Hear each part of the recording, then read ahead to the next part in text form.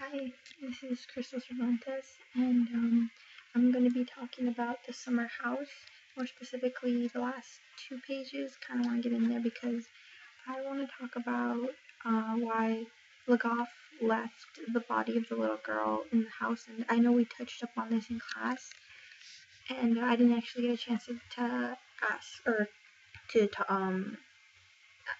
say what I wanted to say because towards the end, after all the explanations the class had come up with and people had said, I began thinking, what if he just what if he just didn't care that he left the girl there? Um, because it explains in the story he's described as somebody who he has nice clothes. He has like extremely fine clothes, but they weren't pressed.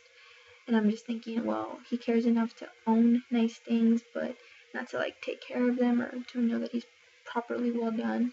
And then I began just thinking about how he had found this girl and he took her to the summer house without the narrator ever even knowing were inside.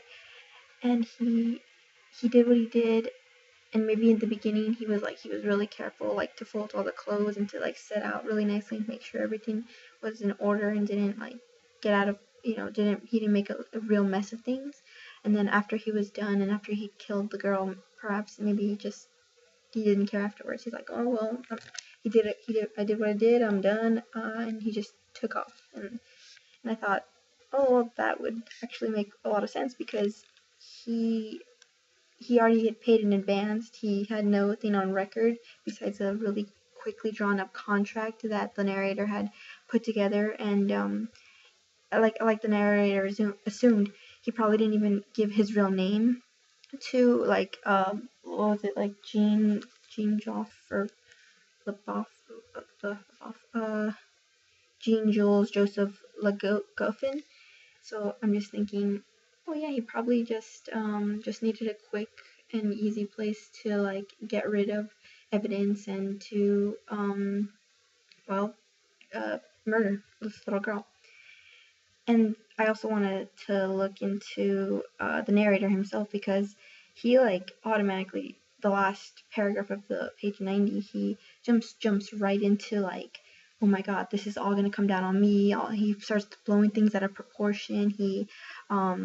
He's very egotistical because like he starts naming a list of people who would blame him, and he's like I don't know. I mean, I would be pretty upset if somebody sent meat back to me, but I don't think I would like want to like really get it back into. I'd probably forget about them, or like maybe all the people he had let go, maybe they would say something bad in his name, but I feel like he like blew everything out of proportion, and he's like, oh my god, this is all my fault now, and he kind of became the center of that, like center of this scandal. And yeah, it happened on his property, but I kind of doubt that the first conclusion, I mean, if he's the one saying, like, oh, like, I rented this house out to this man, and I went in to check on it, and now there's a dead body. If he would have gone straight away to the police, I don't want to say that they would blame him automatically. I mean, first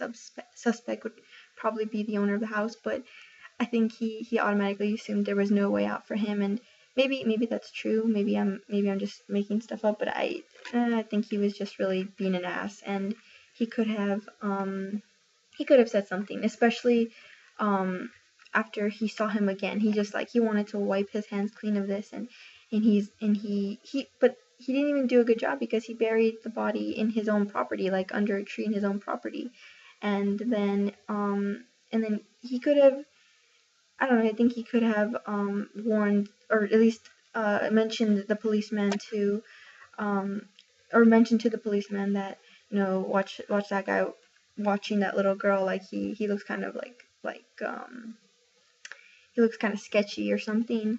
And another point to why I think Legoffin doesn't really care after he's done what he's done, because he's like blatantly stalking this little flower girl out in the open in daytime, and where people can see him, and obviously he thinks people won't really notice him, he's not really like, he stands out in a crowd if he's like gray skinned and like unpressed clothes and just kind of like creepy looking, I guess I would say. And I guess yeah, that's what I wanted to like look into those two things between the narrator's egotistic oh my god, his egotism, and once again I wanted to talk about like the body in the house, because I guess I was just so into what we were talking about in class, and I would want to continue.